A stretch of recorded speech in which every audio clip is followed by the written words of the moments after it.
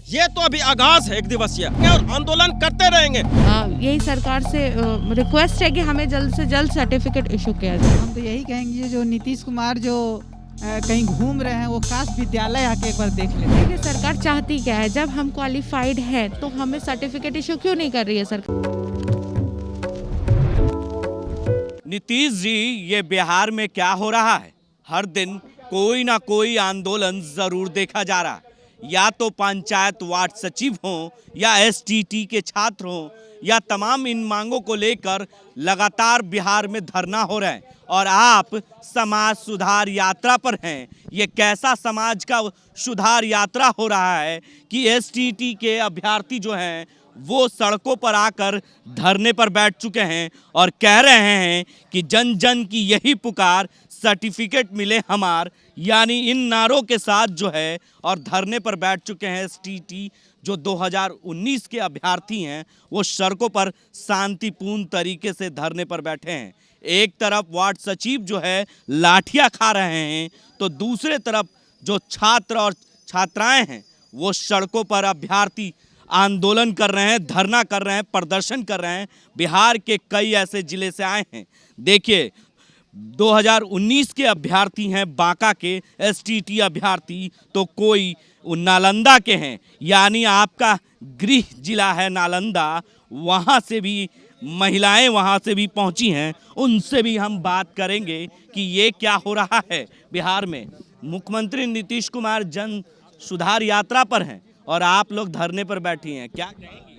वही तो समझ नहीं आती कि सरकार चाहती क्या है, जब हम क्वालिफाइड हैं तो हमें सर्टिफिकेट इशू क्यों नहीं कर रही है सरकार। क्योंकि सरकार चाहती ही नहीं कि रोजगार देना।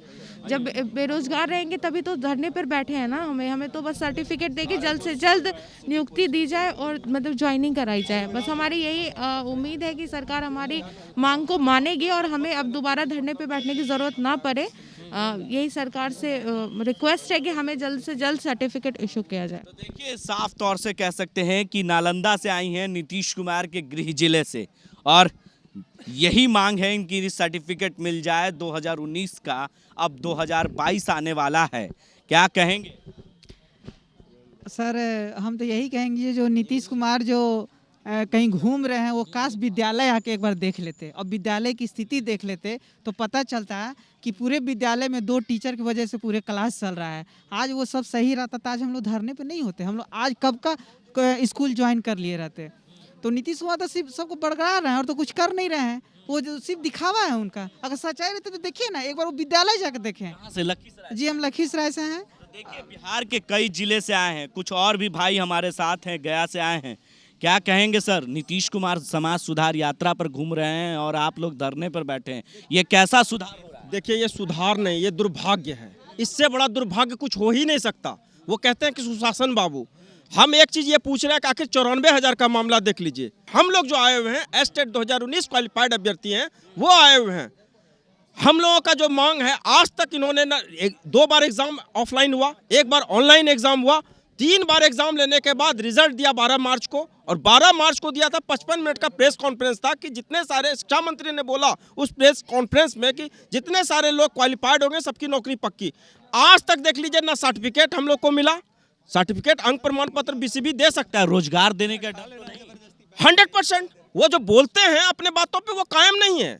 अगर वो कायम रहते तो सर्वप्रथम सबसे पहले वो सर्टिफिकेट देते, लेकिन वो अपने बातों पे पता नहीं। इलेक्शन के मिड टाइम पे उन्होंने कोरोना गाइडलाइन के टाइम पे हम लोगों को बिहार के डिफरेंट स्टेट जिले से हम लोग आके पटना में जब एग्जाम हमने दिया। मैंने आज आप हमको एक बात बताइए, आज जब ये लोग इलेक्शन जीतते हैं, जितने भी मैं नेताओं की भी बात कर रहा हूँ, चाहे सत्ता पक्ष हो, देखिए हम लोग कोई राजनीतिक तंत्र के लोग नहीं हैं, शिक्षक संघ के लोग हैं। शिक्षक एक ऐसा होता है जो समाज को सुधारता है।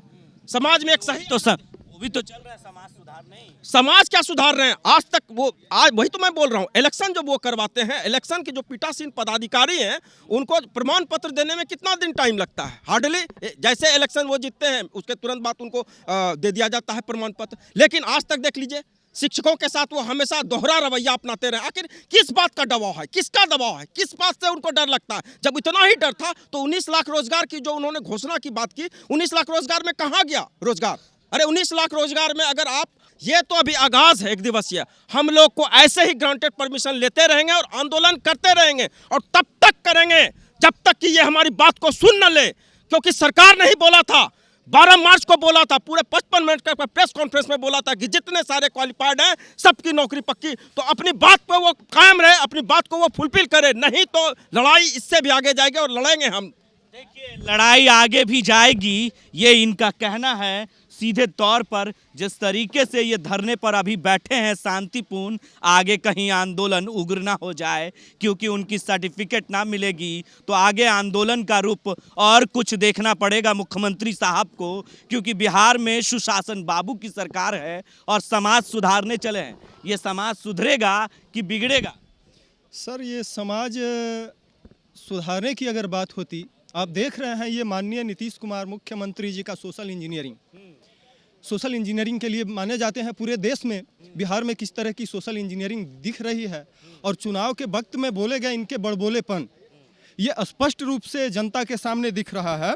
सवाल ये है कि जिस तरह की शिक्षक बहाली की ज़मीन तैयार की जाती है या कराई जाती है, क्या ये तरीका सरकार का सही है?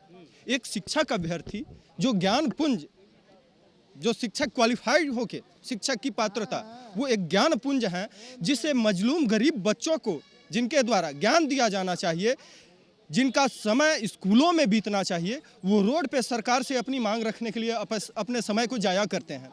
जी, साफ तौर से कह सकते हैं कि इन्होंने सही कहा कि इनका स्कूल में समय बीतना चाहिए, ना कि धरने स्थल पर और सड़क पर बैठकर ये धरना करेंगे तो बच्चों को ज्ञान क्या देंगे? सोच लीजिए मुख्यमंत्री साहब, क्योंकि समाज क्या सुधरेगा इससे आप अंदाज़ा लगा लीजिए कि एसटीटी अभ्यर्थी जो है 2019 के अपनी सर्टिफिकेट के लिए उन्हें आंदोलन करना पड़ रहा है, तो रोजगार के लिए क्या करना पड़ेगा? कुछ कहना चाह रहे हैं? बस अंतिम इनका बात खत्म करेंगे। और मीडिया बंधु से भी हमें आग्रह करते हैं कि कुछ प्रश्नों को आप सरकार के पक्ष रखें।